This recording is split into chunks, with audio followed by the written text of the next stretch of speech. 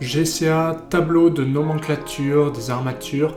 Bonjour à tous et bienvenue dans ce nouveau tutoriel. Alors aujourd'hui je vais vous présenter une manière de travailler sur GCA, comme on entend souvent, où on a besoin d'avoir tout simplement des nomenclatures, donc sous forme en fait des tableaux de ferraillage.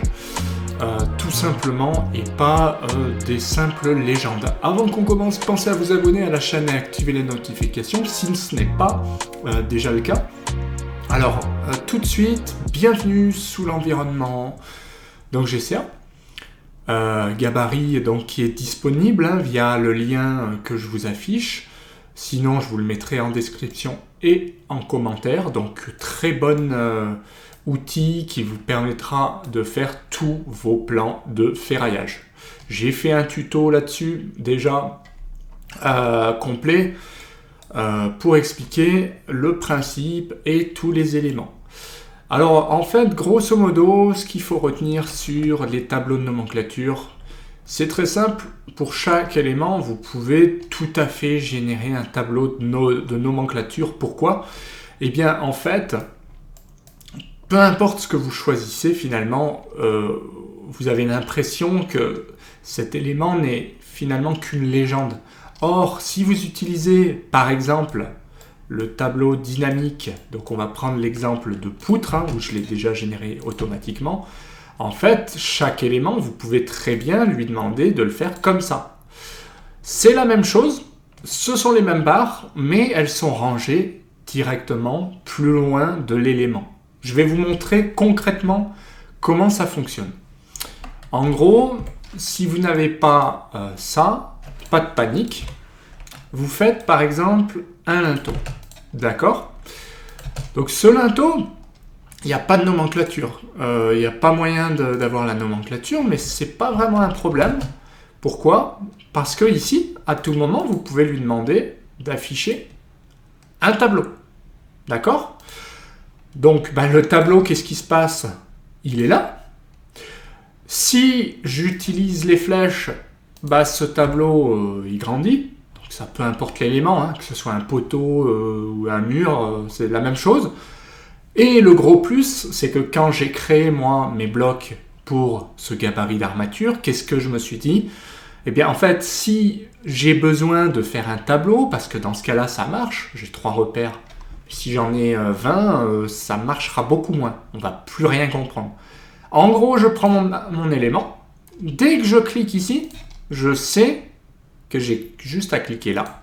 Et vous voyez, la nomenclature, elle se génère en fait instantanément. Alors vous allez me dire, il manque les pastilles. Oui, les pastilles, effectivement, elles sont déjà là. Eh bien, un copier-coller. J'ai pris les deux. J'en mets une ici.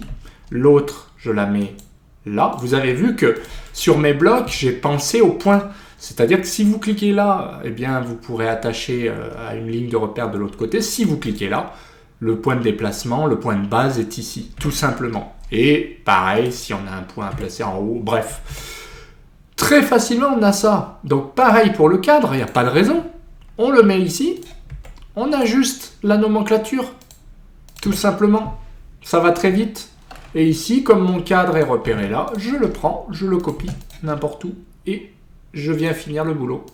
J'aurais pu faire une plus jolie copie avec un déplacé et j'aurais pris mon point de base direct. Peu importe, c'est pour vous montrer que là, ça fonctionne tout à fait. Gros avantage, c'est que si demain, vous avez de l'incrémentation à faire, je vous fournirai tous les Lisp si vous prenez l'outil. Vous prenez par exemple l'outil d'incrémentation. Vous faites repère numéro 10, 11, 12, ok. Quand vous faites Regen, donc là j'ai fait MET parce que ça va plus vite, eh bien on voit les pastilles se mettre à jour partout, tout simplement. Donc franchement, c'est aussi simple que ça. Générer un tableau de nomenclature, sous forme de tableau, vous voyez, c'est pas compliqué. Vous avez besoin d'un deuxième tableau, vous le copiez, vous le mettez là, hop. D'accord, j'en ai pas vraiment besoin, je vais tout simplement l'effacer. Pareil ici, je pourrais très bien effacer ou déplacer, peu importe. Alors non, si je le déplace, mais ce que je vais faire sauter ça et ça. Donc là, j'ai bien un tableau, le titre de mon élément. Et puis là, j'ai un tableau. Donc je peux faire des nomenclatures vraiment tranquillement, hein. C'est pas un problème. Enfin, franchement, moi, j'ai tendance à pas l'utiliser pour la simple et bonne raison, c'est que visuellement, quand je modifie par exemple un cadre, j'aime bien le modifier directement à côté, avoir la légende ici. Parce que là, ça va m'obliger à sortir de mon champ de vision, et le fait de mettre par exemple je sais pas moi, un cadre si je mets de 12, d'accord, ça marche. Sauf que quand je retombe dessus, je m'aperçois que ça marche pas du tout en fait. C'est pour pas perdre de vue les choses, parce que là on est d'accord que les barres, il va falloir les bidouiller un petit peu, les mettre par exemple comme ça, que ce soit visible. Alors que si votre élément est à côté, vous savez ce que vous bougez. Voilà, et puis pareil, si vous voulez modifier un diamètre, vous le faites en direct. Voilà, donc là je mets du HA8, mais je vois le code couleur HA8, donc ça m'aide. Mais ceci dit, pour des poutres, vous voyez, c'est déjà fait. Donc si je prends une poutre simple, d'accord, ça marche. Si j'ai une poutre où je vais mettre des U, des éclisses partout, ça va devenir compliqué. Je passe sous forme de tableau.